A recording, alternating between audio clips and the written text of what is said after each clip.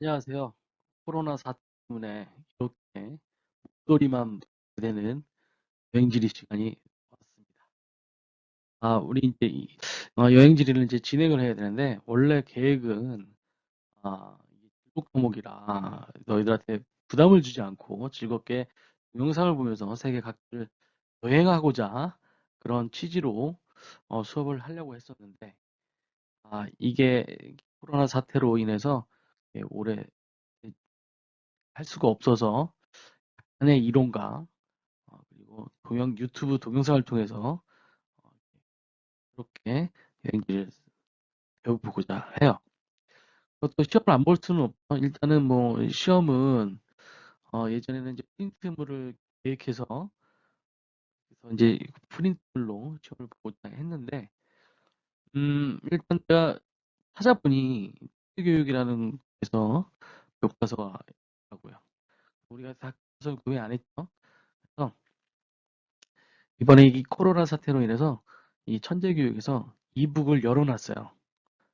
천재교육 홈페이지에 가시게 되면 이북을 보실 수 있습니다. 그래서 혹시 나중에 참고하실 때는 꼭 이북을 참고하여 봐주세요. 거기서 시험 문제를 내겠습니다. 알겠죠? 꼭 이북을 참고해 주신다는 거를 어, 해두시고 그러면 오늘 간단하게 여행의 의미, 종류, 그리고 어떤 여행이 있었던가에 대해서 간략하게 설명을 하고 유튜브로 또 특이한 뭐 식도락 여행이라든지 데비어라든지 또는 우리 교육 여행 이런 것들을 유튜브로 알아보고 하는 1차시 분량을 끝내도록 할게요. 거의 동영상이 대부분이에요. 알겠죠? 어, 즐겁게 부담 갖지 말고 취지에서 하고 있습니다. 그러면 뭐 일단은 여행 의미를 보겠습니다. 여기 보시면 여행의 의미, 여행이란 일정 기간 동안 일상을 벗어나 다른 지역으로 가는 활동을 여행이라고 하고, 이 청소년기의 여행은 또 사회성 발달, 그리고 의사결정의 능력, 형상의 결정에 영향을 준다고 합니다. 그래서 여행을 많이 돌아다녀야 되는데, 뭐 지금 고3이라 여행을 많이 돌아다닐 수는 없죠. 그죠? 내년에 좋은 결과 받아서 저는 뭐 그렇지 않더라도 자아 성찰이라든지 이런 걸 향상시키기 위해서 여행 한 번 가는 것도 좋을 듯해요. 여기 보면 개비어라는 어, 개발하는 그런 여행도 있어요. 배울 거예요. 물론 그 자세한 설명은 유튜버가 할 겁니다. 유튜버가. 자, 그래서 이런 여행에 다양한 의미가 있는데요. 5가지가 있다고 합니다. 이 5가지.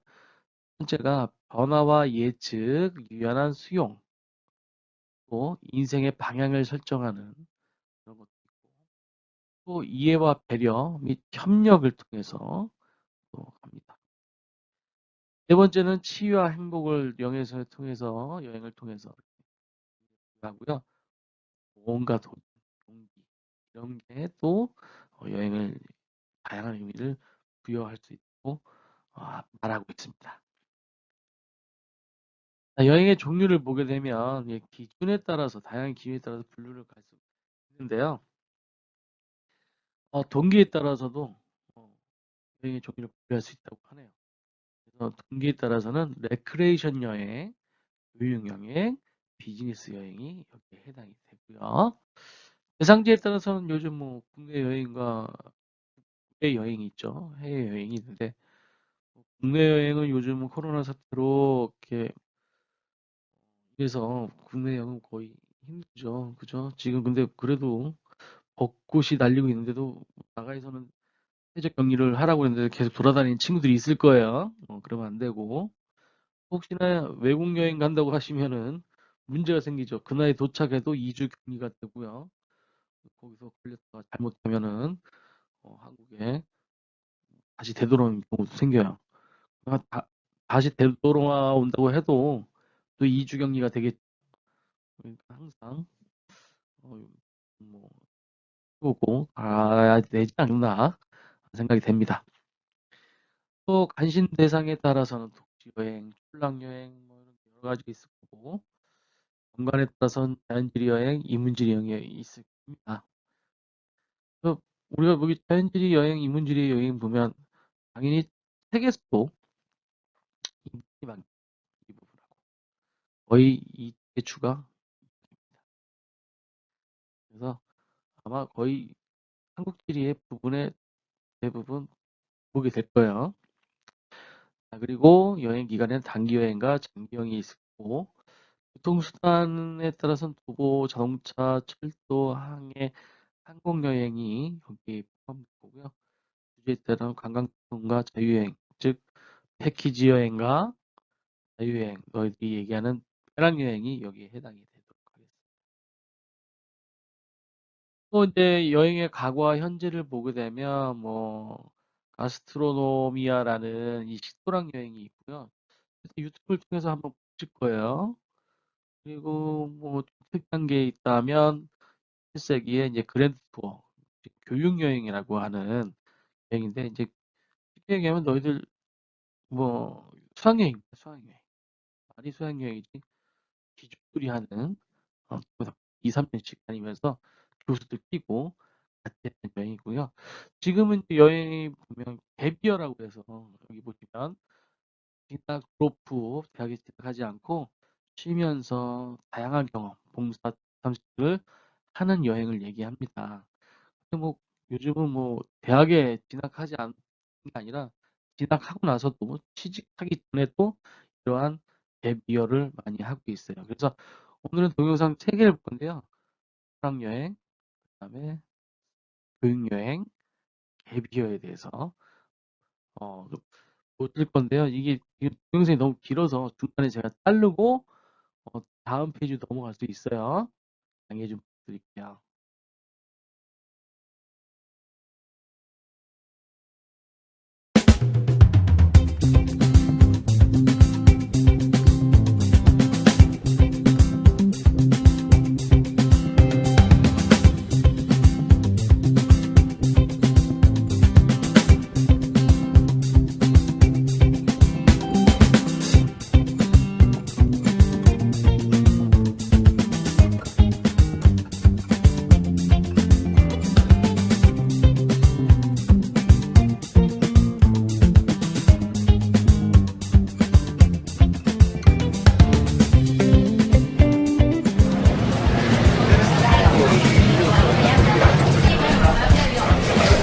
이런 게 원래 있었나?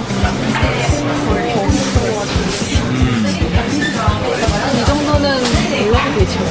이거는 똑같네. 이거는 똑같고.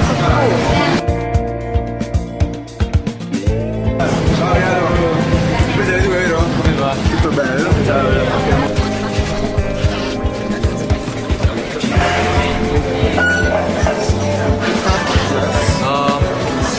얘가 언제 열었지? 여기가 한 2015년 정도에 열었어요. 파네 살라메라는 gastronomia라고 하죠, 이거를.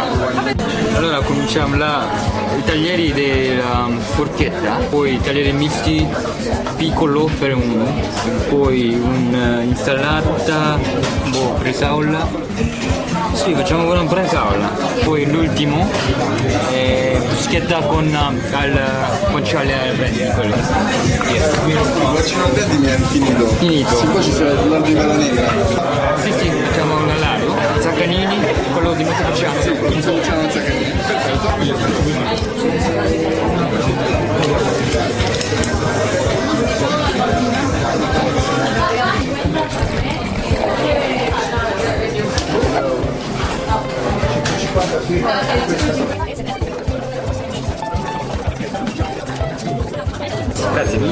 zaccanini e Montepulciano 와인을 시켰고요.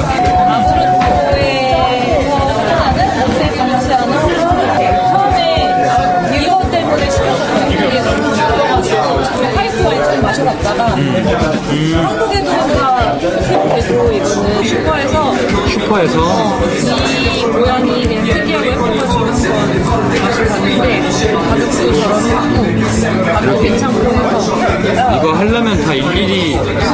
해야 되는 거 아닐까 생각했어요. 오랜만에 전에는 단골이었던 것 같은데 아무튼 간만에 왔어요. 파네 살라메라는 이제 가스트로노미아 이렇게 지금 뒤에 보이는 이런 뒤에 걸려있는 이탈리안 햄을 전문으로 하는 걸 취급하는 식당 같은 데인데요. 이렇게 하는 데가 여러 군데 되게 많은데 여기는 지금 트레비 분수 바로 앞에 있는 장소인데요. 이렇게 위치 면으로도 그렇고 일단 일하는 사람들이 되게 열심히 일하고 착해. 지금 벌레 빨리 나왔네요. 올라오라.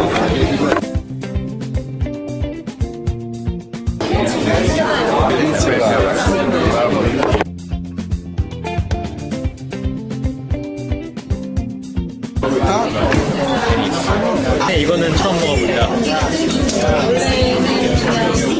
야채만 있는 치즈랑 다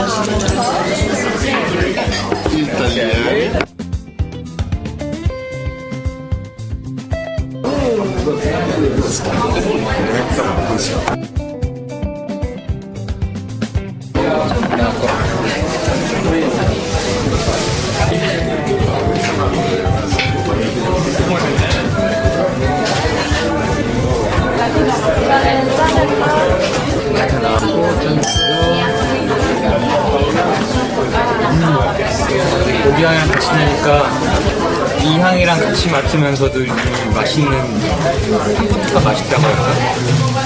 맛있다. 산도도 적당하고 부드러운 편이고 달콤한 맛도 있고 샐러드인데 되게 많이 나오죠.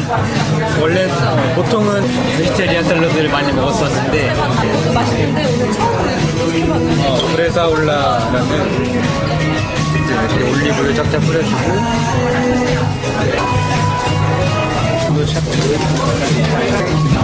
파르미지아노 파마산 치즈일 거고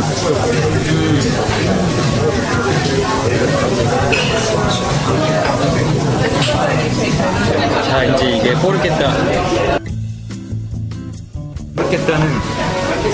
돼지의 모든 뼈, 뭐 내장, 그리고 비계 이런 것도 다 걸러내서 정리한 다음에 통째로 그 안에 보통 이제 마늘, 깻잎, 소금, 후추, 로즈마리 이렇게 양념을 한 다음에 통으로 구워내서 이거를 이제 썰어서 서빙하는 길거리 음식이기도 하고 그게 로마 시대 때부터 먹었던 음식인데 이게 정확히 언제 탄생했을까는 분명하진 않지만 이쪽 라치오주, 이탈리아 중부에 있는 로마 쪽에 있는 곳일 거다 라고 이제 추측은 하고 있대요.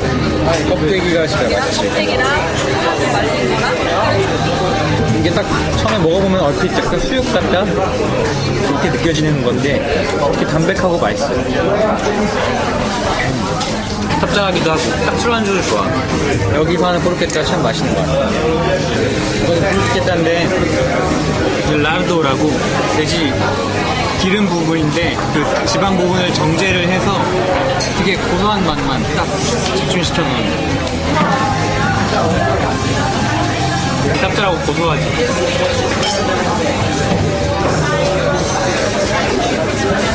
야영 살람이랑 그다음에 여기도 프로슈테타가 있는데 여기 위에 발라진 거는 이건 아마 뭐 피칸테 피칸테 약간 매운 소스고 요거는 아마 이거는 카르초피 같아.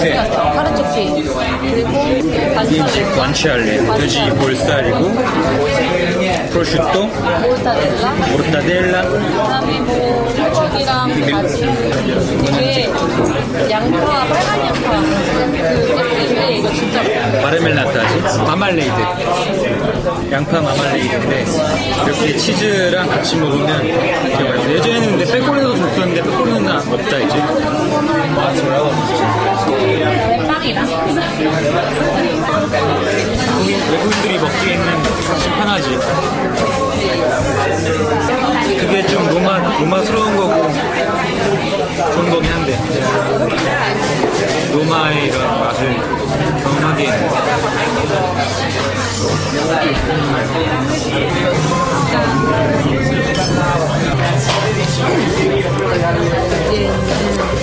이 포르케타랑 토마토랑 이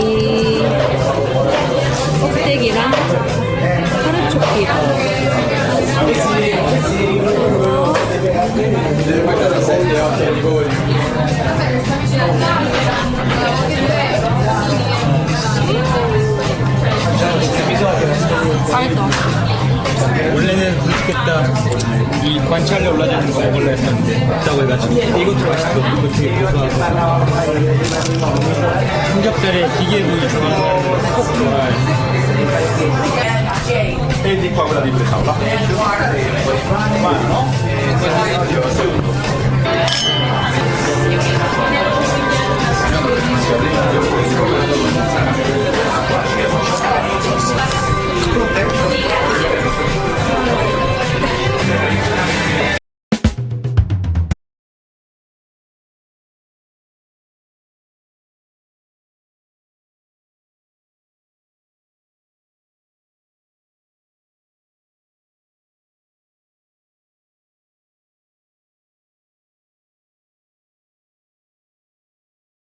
그림 속에는 로마의 유명한 건축물들이 가득 서 있습니다.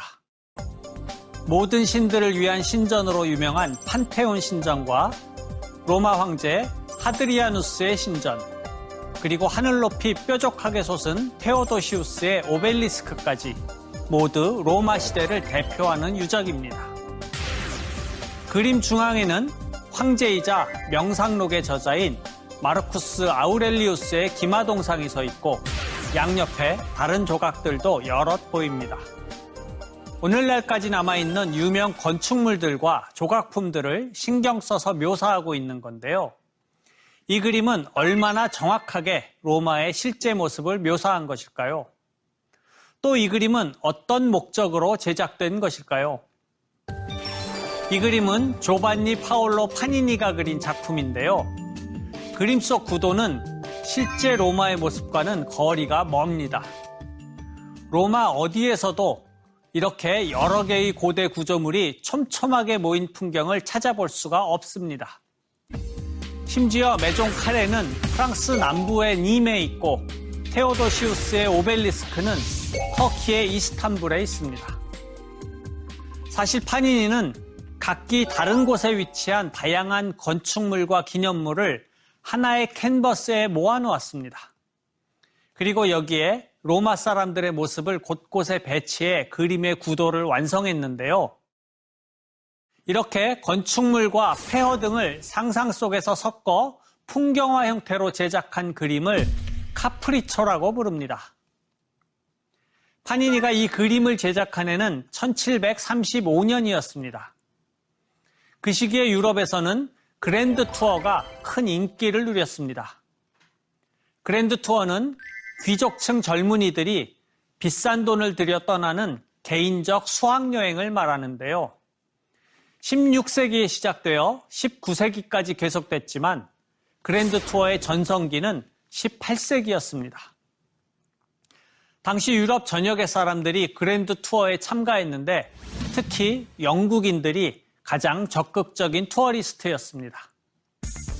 섬나라 영국인들은 역사적으로 유럽의 변방에 있었기 때문에 중심지를 직접 찾아보고 문화적 열등감을 떨치고 싶은 열망을 가지고 있었습니다. 출판업이 발전하면서 여행에 대한 정보를 쉽게 얻게 되었고 유럽 대륙에서 종교 갈등이 많이 누그러진 덕분에 사람들은 더 쉽게 여행을 결심했습니다. 무엇보다 영국의 귀족층 사람들은 옥스퍼드와 케임브리지 대학이 제공하는 교육이 진부하다는 불만을 가지고 있었습니다. 이런 여러 이유가 혼합돼 영국의 상류층은 자신의 자녀들을 로마나 파리와 같은 유럽 주요 도시들로 보냈고 그곳에서 언어와 역사, 지리 등을 공부할 뿐 아니라 사회와 문화를 체득하는 기회를 갖도록 장려했습니다. 일반적으로 보자면 그랜드 투어는 대체로 2년에서 3년 정도 이루어졌고 프랑스와 이탈리아 및 다른 국가들을 두루 거치더라도 로마가 궁극적 목적지인 경우가 많았습니다.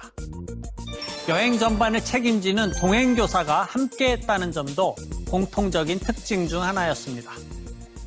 동행교사들은 대부분 외국어를 구사할 줄 알고 외국 문화와 역사에 대한 이해가 있으며 매너가 세련되면서도 교육자적 책임감을 지닌 사람들이었습니다. 하지만 이 모든 요소를 갖춘 동행교사를 찾기는 쉽지 않았습니다. 그래서 지체 높고 부유한 귀족은 대학의 교수들에게 꽤 좋은 조건을 제시하면서 자녀의 동행교사가 되어줄 것을 요청했습니다. 실제로 동행교사 역할을 맡았던 인물 가운데에는 훗날 대단한 학자가 된 인물들도 있었습니다. 대표적인 인물이 정치사상가 토마스 홉스와 철학자 존 로크, 그리고 경제사상가 애덤 스미스였습니다. 애덤 스미스는 스코틀랜드의 글래스고 대학에서 근무하던 1763년에 어린 버클루 공작의 동행교사가 되어달라는 요청을 받았습니다. 이미 도덕감정론이라는 저서를 출간해 교수로서의 기반이 탄탄했지만 연봉의 2배 수준인 보수를 받기로 하고 동행교수직을 받아들였습니다. 그는 약 3년간 그랜드 투어에 나섰는데 그 사이 좋은 기회를 얻었습니다. 프랑스 파리에서 사상가 장자크 루소와 중농학파 경제학자 프랑스와 케네, 또 작가 볼테르 등 당대의 최고 학자들을 만나 생각을 교류할 수 있었던 겁니다. 또한 따분한 여행 일정 속에서 새로운 책 집필을 구상할 수 있었는데요. 그렇게 쓰여진 책이 바로 1776년에 출간돼 세상을 뒤흔들게 될 국부론이었습니다.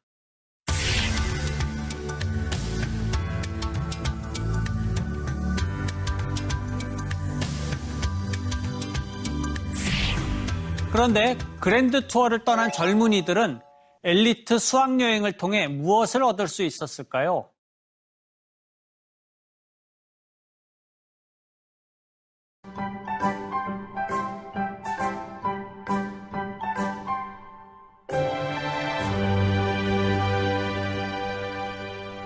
안녕하세요. 청년 정책을 알려주는 길라잡이 채널 29의 꾸망입니다. 이제 뭐 하면서 살아야 되지? 몹쓸 연기였죠? 아까 했던 연기에 바로 오늘의 주제가 담겨 있습니다. 살면서 이제 내가 앞으로 뭐 해야 될지는 계속 고민을 하는 것 같아요. 사실 학창시절만 하더라도 내가 어떤 직업을 가지면 계속 평생 그거를 할 거라고 이제 생각을 하고 살았는데 막상 취직을 해도 그 고민은 계속 하게 되는 것 같아요. 그래서 오늘의 주제는 바로 청년 인생 설계 학교입니다. 서울시 홈페이지에 왔는데 되게 굉장한 프로그램을 발견하게 됐어요. 청년 인생 학교라는 거 발견하게 된 거예요. 청년 인생 설계학교, 그래서 뭔지 한번 볼까요? 청년 인생 설계학교는 한마디의 키워드로 정의한다 그러면 갭이어라고 말할 수가 있을 것 같아요. 갭이어는 이제 유럽에서 진로를 고민할 수 있는 시간을 뜻하는데 우리나라에서는 거의 그 진로에 대해서 따로 이렇게 고민하는 시간은 안 갖잖아요. 열심히 이제 공부를 하는 시간이 더 많은 것 같아요. 이 프로그램이 바로 그 청년들에게 삶을 공부해 줄 수 있는 시간이라고 말할 수가 있습니다. 자기 이해, 마음 치유, 커뮤니티 활동, 이제 다양한 활동을 통해서 이제 삶의 방향을 고민할 수 있는 프로그램이라고 할 수가 있겠네요. 지원 기간은 바로 6월 17일까지입니다. 이거는 서울에서 생활하는 뭐 거주지가 될 수도 있고 여기가 뭐 직장이 될 수도 있고 만 19세에서 34세의 청년 200명이 참여할 수 있는 프로그램입니다. 사실 조금 더 설명이 됐으면 좋겠다라고 생각을 했어요. 그래서 제가 특별히 전년도에 이 청년 인생 설계학교에 참여한 분에게 제가 인터뷰 설문지를 보냈거든요. 2018년도 참여자 강수진 님입니다. 청년 인생 설계학교에 대해서 한 번 더 제가 소개를 부탁드렸어요. 학업, 취업, 스펙 등에서 쫓기듯이 지내다 버리면은 내가 누군지, 무엇을 좋아하거나 즐겼는지 가물가물하게 되어버립니다. 자신의 인생에 대해서 고민을 할 시간이 없는데 이거를 주관을 갖고 설계해 나가는 취지를 가지고 있다고 합니다. 수진님의 경우는 두 가지를 기대했다고 하는데 바로 내 또래의 다양한 청년들과 만나는 것, 최대한의 많은 고민을 공유하며 소통하는 것. 근데 이것을 200% 이상 얻었다고 하시네요. 참여해서 변화했던 부분에 대해서 여쭤봤습니다. 자신이 좋아하는 분야가 무엇인지, 잘하는 일이 어떤 것인지 찾아나가는 과정이니 단순한 공백기가 아니라 나에 대해 알아가는 뜻깊은 과정이라고 생각하면서 그렇게 자유로운 취준을 즐기고 보내고 있는 것 같아요. 근데 제가 이렇게 해서 여러 가지 프로그램을 봤는데 되게 굉장히 재밌는 프로그램이 있는 걸로 확인할 수가 있어요. 리를빗, 약간의 흥미, 필름 카메라에 대한 부분도 이제 설명이 되고, 그 다음에 캘리그라피, 체와 선캐쳐가 뭐지? 그리고 또 하나 제가 또 재밌게 봤던 건 바로 도시농업, 리틀 포레스트예요. 배추도 심고, 무도 심고, 수확도 하고, 김장도 담그네요. 청년 요양원도 완전 재밌어 보였어요. 2박 3일 동안 지리산 시골에 가는 것 같아요. 별아띠 천문대, 말 그대로 힐링을 하고 오는 재미난 프로그램인 것 같아요. 굉장히 되게 재미난 프로그램들이 많아서 저도 한번 서울 청년 포털에서 조금 내리면 오른쪽 하단에 배너가 있습니다. 신청 자격 확인부터 시작하면 돼요. 그리고 또 하나, 그 서울시청에 회원가입이 되어 있어야 됩니다. 그리고 이제 하다 보니까 주민등록하고 건강보험 납부 확인서가 필요하대요. 만약에 우선 선발이라 그러면은 이제 서류가 필요하고, 그렇지 않은 경우에는 그냥 일반 선발로 해서 넘어가시면 되겠습니다.